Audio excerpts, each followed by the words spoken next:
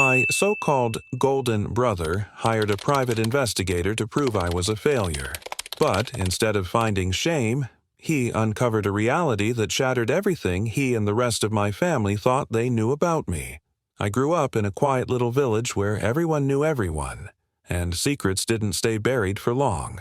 I was the middle child, always caught in the strange tug-of-war between invisibility and scrutiny. My father was a man of few words, a hard-working, emotionally distant presence who now talks about retirement like it's the only thing left for him.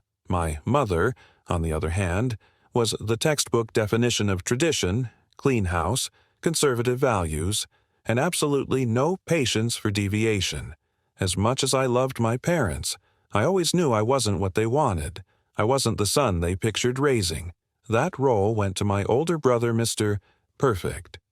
He had the charm, the wife who never raised her voice, and two rowdy boys who practically lived on the football field.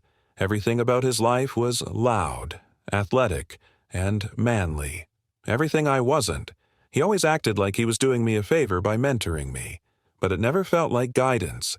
It felt like condescension, like I was some project he'd taken on to fix and flaunt at family dinners. He'd boast about his powerboat, his massive house, his ATVs, and somehow pivot that into advice I never asked for. Every word out of his mouth chipped away at my self-worth, and so I shrunk. I became the quiet one, the soft one, sensitive, awkward, and asthmatic, the kid who couldn't throw a ball straight, the one who cried when he got picked last, or not at all. To them, I was fragile, weak, a disappointment. It didn't help that my parents treated asthma like it was all in my head. Depression. Same thing, just snap out of it, they'd say, as if it were that simple. I tried to push through school, but I was never more than average. I barely scraped through high school with a 2.5 GPA and dropped out of college in my second year. That, of course, was scandalous in our family, especially when stacked against my brother's sparkling image and my younger sister's picture-perfect wedding at 19 here. I barely knew my sister growing up. She was still a teenager when I moved out. As an adult, she turned into a mini version of our parents, sugar-coated on the surface, subtly cruel underneath. Not a terrible person, just compliant. Easier to play along with the golden child narrative than question it. The only time I saw a glimmer of something real was when I looked at her middle child, a girl always a little left out, always trying to find her place. I saw myself in her. After leaving college, I leaned into what I loved, nerdy stuff, comics, games, all of it.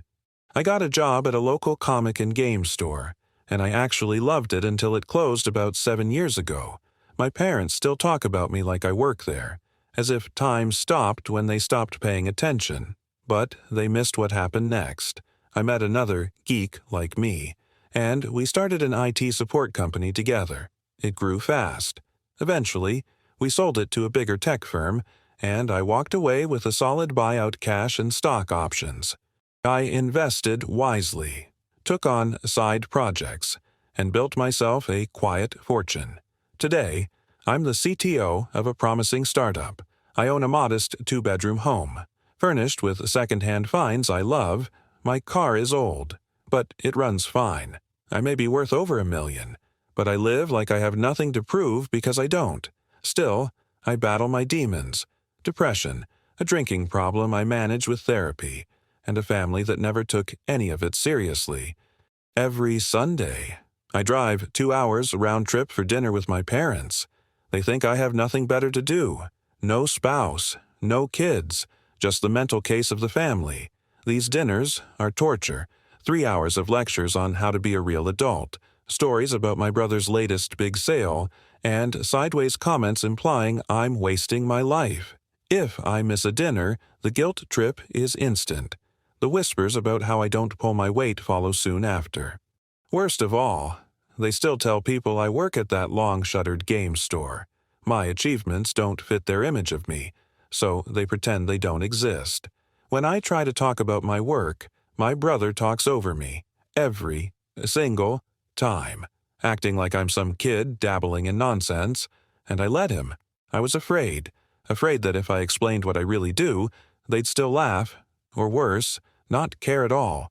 Then came the twist no one saw coming. My brother hired a private investigator. Not to protect the family, not to help anyone. No, he wanted dirt, proof that I was a loser, that I wasn't worth their time. Instead, he found everything. My job, my assets, my house, my life. He uncovered the truth, and in the process, I got the security alerts, unauthorized attempts on my credit report, notifications from watchdog services. Being in tech, I put the puzzle together fast and traced the source. It led right back to him. I was furious, humiliated, violated. So I did something I never imagined I would. I hired the same private investigator to look into him. And what I found, the golden boy was a fraud. He was drowning in debt, behind on taxes, living off loans. There were old arrests for public intoxication and domestic disturbances, even a file with Child Protective Services. His finances were a disaster zone. He wasn't just overextended, he was imploding. And suddenly, I had the power he always held over me. When my family finally discovered the truth about my financial success, it didn't feel like vindication. It felt like betrayal all over again, just wearing a different mask. The same people who once dismissed me as a failure were now eyeing me like I was a golden goose. I knew that look. I'd seen it before. I had watched them do the same thing to my brother when they thought he was rolling in cash. Now that they believed I had more, it was my turn. And yet, deep down, I couldn't completely erase the memories of the roof over my head, the warm meals, the clean clothes they gave me as a child. That's the emotional trap, isn't it? Gratitude fighting with resentment. I had to admit that my parents gave me the basics, but never the love or validation I so desperately needed. I brought all of this to therapy. Of course, Dr. Bennett has been a lifeline in this storm of emotions. We've been untangling years of buried hurt, untold truths, and unspoken boundaries. I'm learning how to draw a line, not just a wall to keep people out, but a perimeter to protect what I've built, and what I'm still building. As a kid, I was never the favorite. My brother tormented me relentlessly, shoving, mocking, shouting, and my parents acted like it was just boys being boys. No bruises, no broken bones. So, in their eyes, there was no harm done. But verbal abuse leaves scars you can't see. And when the people who are supposed to protect you pretend nothing happened, it cuts even deeper. I've carried that pain for decades. And honestly, I'm tired. Tired of defending myself. Tired of shrinking in their presence. Tired of making space for people who never made any for me. I've reached the point where I know distance doesn't make me a bad son. It makes me a sane one. But stepping away is never that simple. What happens if I meet someone? Someone I want to share my life with. Maybe even start a family with. How do I explain the dysfunctional circus I came from without poisoning something new and beautiful before it even has a chance to grow? These questions haunted me. And then, the internet offered something strange validation from strangers. People who heard my story told me what I couldn't tell myself, that I wasn't the problem. That my family's manipulation and greed said more about them than it ever did about me. That my worth wasn't defined by their inability to see it. Their messages struck something in me. I had built a life, a good one.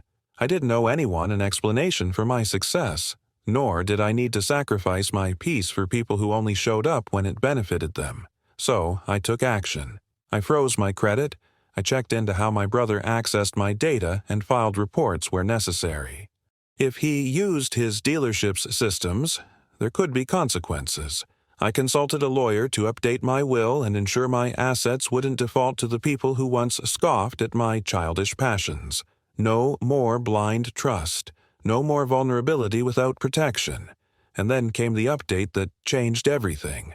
After that disastrous dinner, the verbal battlefield that left my family splintered. I drove home in a daze. The roads were quiet. The night unusually still. I remember gripping the steering wheel, not from tension, but from resolve. I knew something had to give. I couldn't keep doing these Sunday dinners. They were emotional landmines, so I threw myself into work, therapy, and healing. My home, littered with gadgets, comic books, and memorabilia, became more than a living space. It became a sanctuary, a place where I didn't have to perform or defend myself. With each therapy session, I learned how to separate without severing, how to build emotional distance without becoming bitter, and as spring warmed the air, a new thought blossomed. Maybe I could find someone. Maybe I was finally in a place to love and be loved without fear. And just like that, Ava entered my life. We met at a cybersecurity conference. Her talk was magnetic, not just in content, but in presence. She spoke with confidence, intelligence, and empathy. We clicked instantly. Ava didn't just get the tech world, she understood me.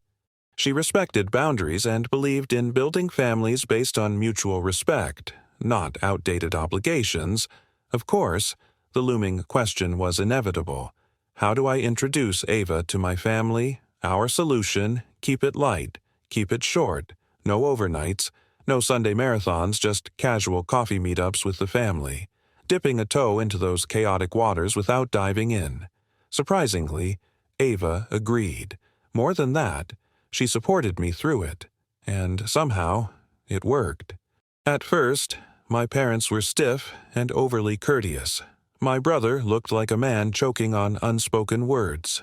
But Ava, she brought a sense of calm. She bonded instantly with my sister's middle child, my mini-me.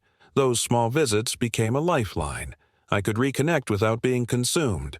Eventually, my family seemed to understand that this was the only way they could still be part of my life. They started treading more carefully. The boundaries I had fought to erect were finally being respected. Ava and I started imagining a future together. Long walks turned into deeper conversations.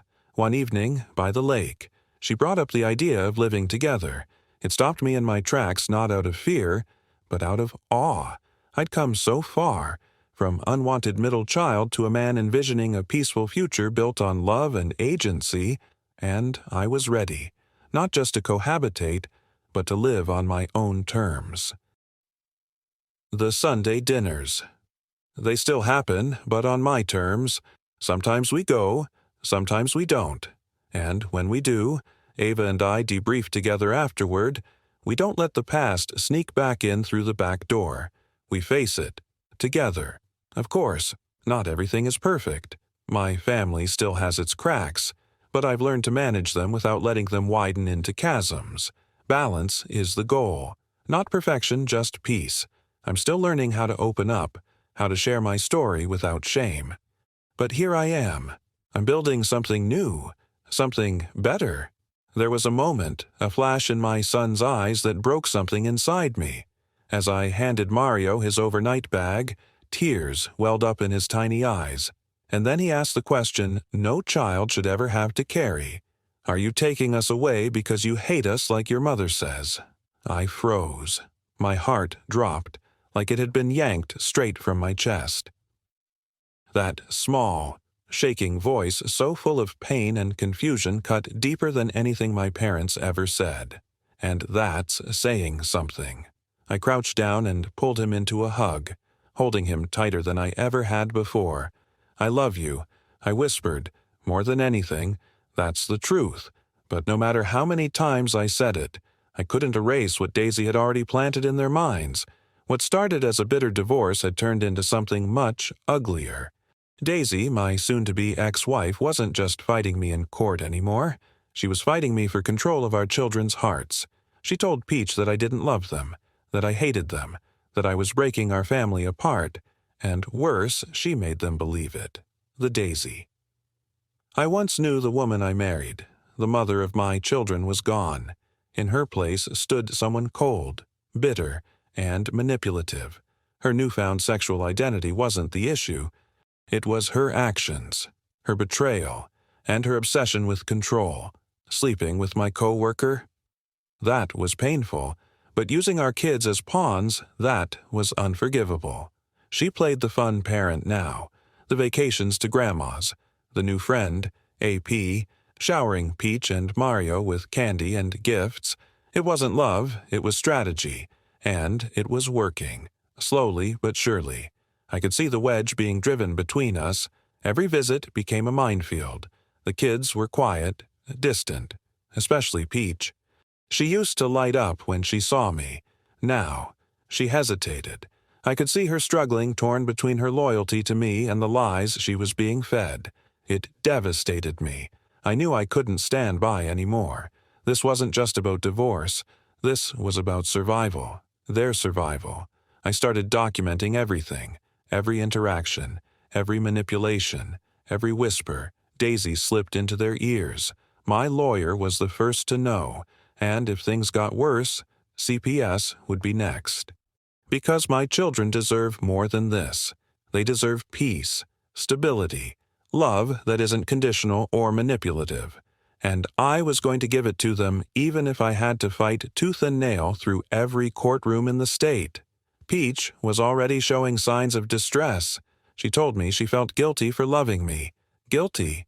My daughter, my little girl, was being taught that her love had to come with permission. I couldn't let that go unchecked. Not anymore. I'm not just doing this for me. I'm doing this for them. To break the cycle. To make sure they grow up knowing love doesn't have to hurt. That family isn't defined by shame or silence or betrayal, but by truth, healing, and fierce protection. If I have to start over, so be it. I've rebuilt myself before. I can do it again. But this time, I'll be building a life where my kids can thrive, where they'll never have to ask if they're loved, where no one gets to rewrite their story but them. This story is a powerful reminder that family doesn't always mean emotional safety, and that breaking free from toxic familial roles is not betrayal, but an act of survival and self-respect. For years, the narrator was cast in the role of the failure, enduring verbal abuse, neglect, and comparison to a so-called golden sibling. Despite internalizing this pain, they quietly built a life of success, integrity, and resilience. When their accomplishments finally came to light, the family's response wasn't celebration, it was exploitation. This shift revealed a painful truth. Some people only value you when they see what they can take from you. But this story teaches us that worth is not dictated by family opinion or public perception. True worth comes from how we rise after being pushed down, how we set boundaries to protect our peace, and how we learn to love ourselves enough to stop chasing validation from those who refuse to see us. It also underscores the generational impact of unresolved trauma. The narrator's decision to shield their own children from manipulation shows the power of conscious parenting, the choice to stop cycles of emotional harm, even if it means going to war for your child's well-being. At its core, this story is about reclaiming agency, standing tall in your truth, and building a life on your own terms. Healing isn't loud or flashy, it's found in small, quiet victories like choosing therapy, showing up for your kids, or walking away from family dinners that leave you shattered. It's in creating new definitions of love, success, and family. And it's in remembering that we are not obligated to keep the people in our lives just because they share our blood.